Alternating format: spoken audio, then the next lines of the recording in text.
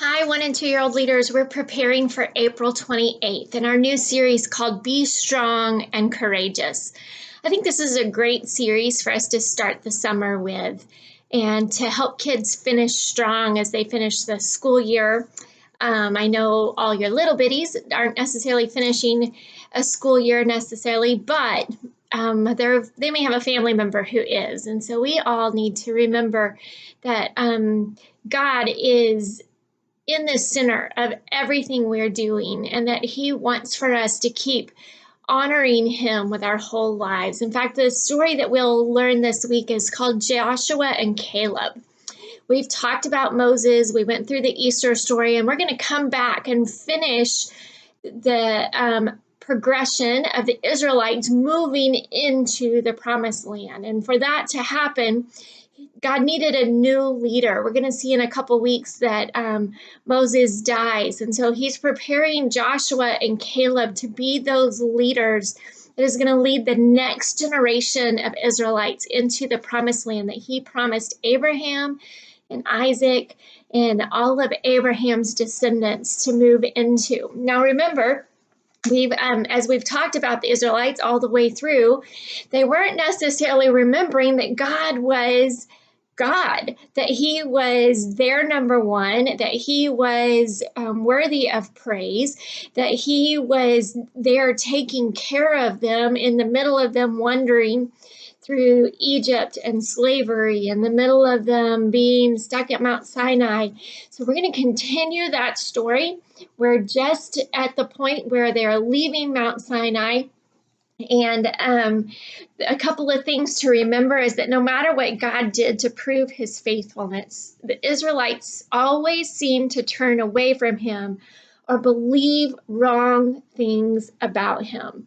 I don't know about you, but when I read this, but also as I think about it, I am so prone to the exact same things. When I don't keep myself grounded in God's word and with people who are trying to honor God with their whole lives, then I can be so easily swayed to believe wrong things about God, first of all, and then also to turn away from Him because I believe those wrong things. Do you remember what the serpent told Eve in the garden?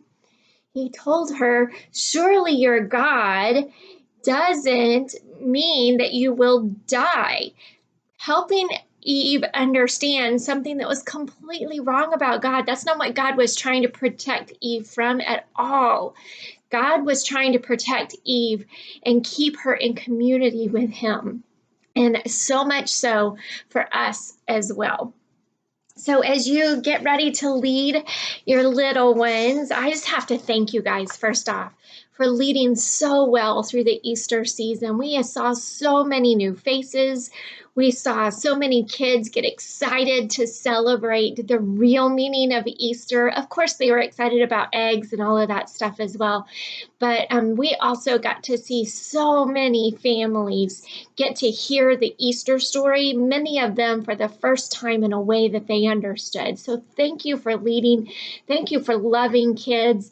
Thank you for taking a holiday and serving so that more people could know about Jesus. I am so thankful for our teams.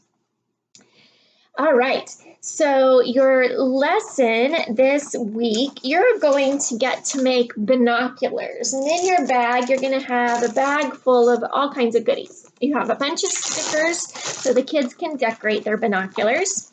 You have some paper. Our 1-year-olds are going to have green paper, and our 2-year-olds have orange paper, just in case they have brothers and sisters. That way it's a little different. And what they're going to do is you're going to give each kid 2 pieces of paper. And in your room, I will make sure that you have staplers and tape and all of that. But what they're going to do is try to make binoculars out of their rolls of paper. So you want to staple it right there in the middle. And then you'll take your hole punch and punch a couple of holes right here, and you have string that's already cut so the kids can wear their binoculars and take them home.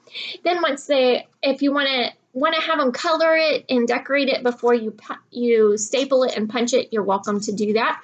Or if you want them to try to decorate it once it's made, you can do that too. But what you're going to be doing is try to make binoculars, because in a part of our story, God sent some spies, or asked Moses to send some spies over into the promised land so that they could know what they were getting into.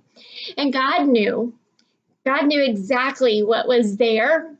But apparently the Israelites were surprised by that and decided they didn't want to go into the promised land now that they are very close. And so today we're going to use our binoculars and try to see what we can spy out. If you wanted to take them outside and to use their binoculars outside to see what they can see, you're welcome to do that.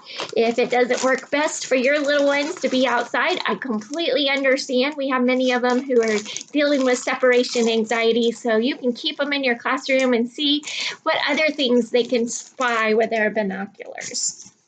Then you have your memory verse. And our memory verse for this session is Proverbs 3, 5 and 6. And it's trust in the Lord with all your heart and lean not on your own understanding. In all your ways submit to him, and he will make your path straight. I am praying that this verse right here not only ministers to our kids, and that as they begin to memorize these words, they can remember that God is there in the middle of all of their choices. But I hope it ministers to you as well. I know this has been one of those verses that I have had to encourage me all the way through my walk with God when I got serious about it in high school. And I can't tell you how many times it has been what I needed to hear, especially the part that I need to not lean on my own understanding, that I need to trust God a whole lot bigger than Christy Inglis Hurt could learn to trust God. And so I pray that as you begin to learn these words yourself, that those words are sinking in. All right. So for your motions for this song, I looked up some American Sign Language signs, and I think that might help you learn some of it. So the sign for trust is like you're pulling a rope. So you're going to pull a rope like this. Trust in the Lord with all your heart and lean not on your own understanding. In all your ways, we're going to make the sign for all. So what you're going to do is draw a circle around your hand. All your ways. In all his ways. In all your ways, submit to him, and he will make your path straight. Like you're pointing down a road. You don't want a jaggy road like I just drew. You want to go straight down the road. God's going to make our path straight if we keep our eyes on him. Does that mean that our path is actually straight? Probably not, but our path is going to be a whole lot more bumpy if we choose to wander outside of God's will, just like the Israelites. And then after that, you will pray and love on your kids until their parents are ready to pick them up. Thank you so much for leading. I pray that you're getting prepared to join us on May 15th for our Leaders Celebration. This year we are trying something new, and we want you guys to join us at Outlaw Pass. We have the whole place to ourselves. It's just for Parkway Church on Wednesday night. Bring your kiddos, bring your grandkids, and come celebrate with us. This is just a night for us all to be together and play together. Thank you for leading, and let me know if you need anything.